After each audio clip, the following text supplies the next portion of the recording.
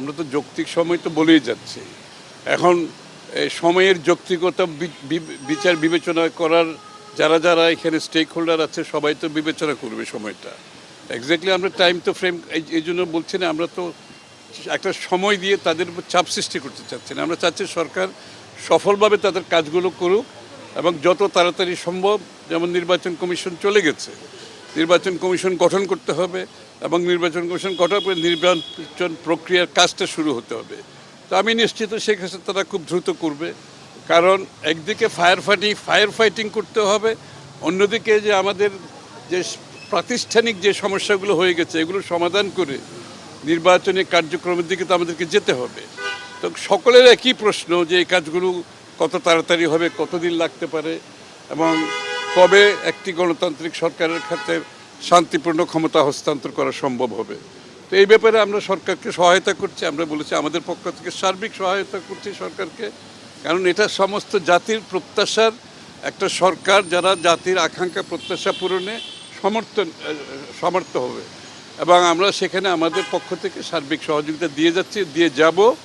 এবং বিষয়গুলো আজকে বাংলাদেশের মানুষের যে নতুন স্বপ্ন দেখছে, যে আগামীর বাংলাদেশ দেখছে, এটা আমরা সবাই মিলে করতে হবে, এটা তো কেউ একা করতে পারবে না এবং সকলের জাতির একটা ঐক্যবদ্ধ প্রচেষ্টা থাকতে হবে।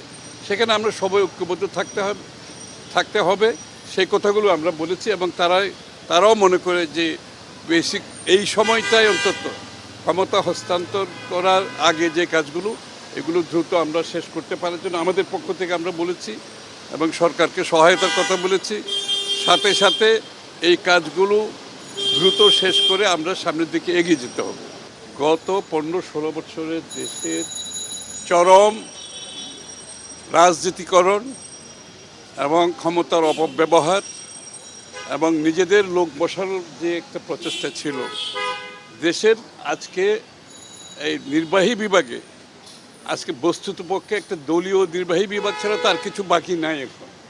এখান থেকে বেরিয়ে আসতে হলে এটা খুব সহজ কাজ নয়, হয়তো ভুল ত্রুটি থাকতে পারে, কিন্তু সেটা আমরা বলবো আলাপ আলোচনার মাধ্যমে সমাধান করার জন্য, নিজেদের মধ্যে যাতে কোনো বিভেদ না হয়, সকল পক্ষ যারা আছে সকলের সাথে আলাপ আলোচনা করে যদি এই সিদ্ধান্তগুলো নেওয়া হয় তাহলে ভালো হবে। কারণ হচ্ছে কি, যে বিগত শেখ হাসিনার রেজিম এই নির্বাহী বিভাগটাতে ধ্বংস করে চলে গেছে, এখান থেকে বেরিয়ে আসতে হলে একটা ঐক্যবদ্ধ প্রচেষ্টা থাকতে হবে।